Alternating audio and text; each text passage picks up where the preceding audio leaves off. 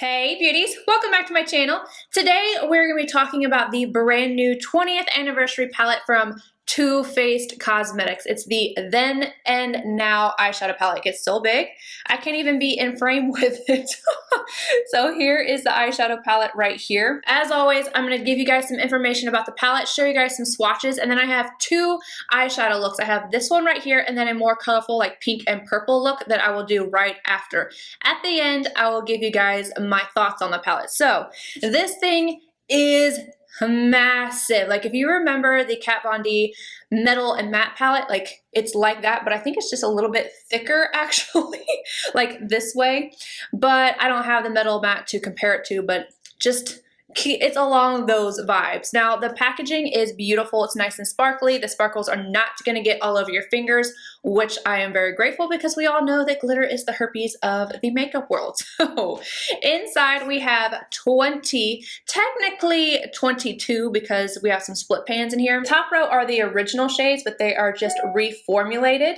And then the bottom row are based off the originals, but again, just a different formulation. We have a few mattes in here, some shimmers, like sparkle, like straight up glittery shades, and then we have some metallics as well. And of course, you're also getting a large mirror. I'm going to go ahead and show you guys the swatches. So for the first row, we have Twinkie, Pixie Dust, Dirtbag, Rizzo, Za, Temper, Trixie, Villain, Ice Queen, and the split pan of O and Ah. For the second row, we have Glitter Donut, Lost Boys, NSFW, Gretchen, Reality Star, I Can't Even, Gigi, Shady Bitch, Chill Out, and Ooh La La. This is limited edition. It retails for $59, and I got mine on the Sephora app. On the Too Faced website, it says it's inspired by the original 10 Too Faced eyeshadow shades, modern mix of gorgeous browns, purples, blues, and greens, 20 pearl, matte, and glitter shades. I guess I shouldn't have said metallic. Creamy, buttery texture for easy blendability, one swipe payoff for highly pigmented color, smells like yummy birthday cake. I did not notice the smell on this until I was reading about it, and then I went and I smelled it. It's very faint. Like, unless you stick your nose in this palette, you're not gonna smell the birthday cake. So if you're sensitive to that kind of thing, I don't think it's gonna bother you. If you're looking forward to the birthday cake smell, you gotta look for it or sniff for it. All right, so let's go ahead and get into the two eye tutorials. This one is first. MAC 217 and Gretchen, again on the outer corner. I'm going to work it up into the crease. Sorry, Charlie just started growling all of a sudden.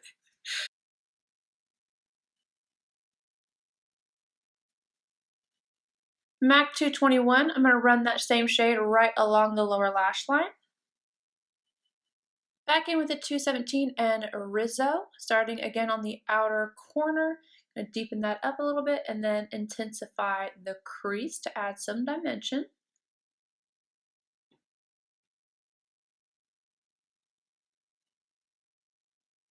I'm going to deepen up this outer V just a little bit more with I Can't Even and a MAC 221. I'm going to bring it into the crease, but only halfway in, just kind of smoking out this outer edge.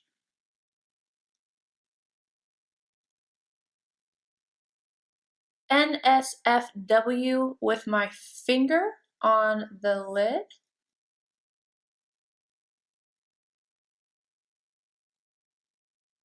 Just touching up I Can't Even a little bit. Pixie Dust on a MAC 242. I'm going to apply this on the inner corner and then slightly overlap this right in the front of the lid. I'm going to take Lost Boys, and I'm using this wet with a Delium 716 smoky liner brush. I'm just applying this right up against the lower lash line. MAC 221, going back in with Gretchen and just blending out the edge of that. And then I'm going to take a little bit of I Can't Even, just right on this outer half right here to connect to the top lid. Now I'm going to take Pixie Dust Wet on a MAC 228 just to really intensify this inner corner. And I'm going to go add some liner and lashes. I finished off the eye look with Nars via Veneto on the top inner rim, and then on the lower I used this flash crayon from Linda Hallberg. It's Avoir Flash, just to really enhance the green, and then Kiss Ritzy lashes. Zoeva 227 and Gretchen. I'm starting on the outer V. I'm going to work it upward and then into the crease, and that's my transition shade. Slowly going to build this shade up. Wayne Goss number 19, and I'm going to run that right along the lower lash line. Wayne Goss number 18 in the shade GG. I'm going to apply this first on the outer V, and then I'm going to deepen up the crease with it.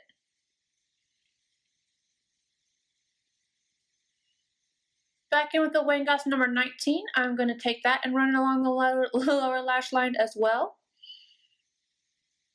Same number 19 in the shade Temper Temper. I'm applying this to the very outer corner, and I'm slowly going to deepen up the crease with it. I'm not going to blend this up too high.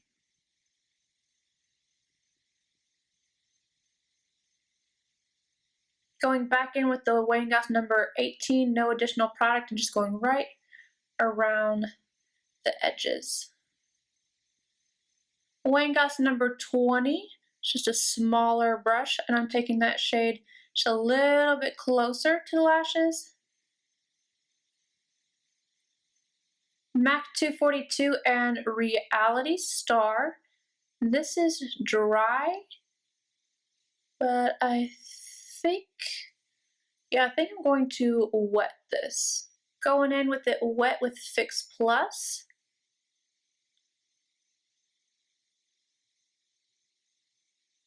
I'm taking Shady Bitch on the outer corner, and I went ahead and wet this one because it's the same kind of texture.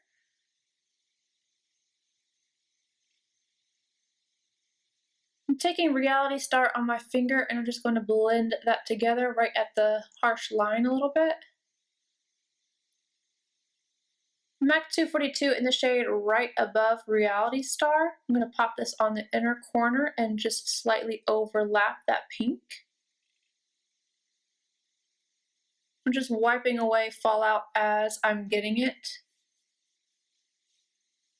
MAC 221 in the shade Villain, starting on the outer corner, and then I'm just deepening up the crease with it. I'm going to add some definition.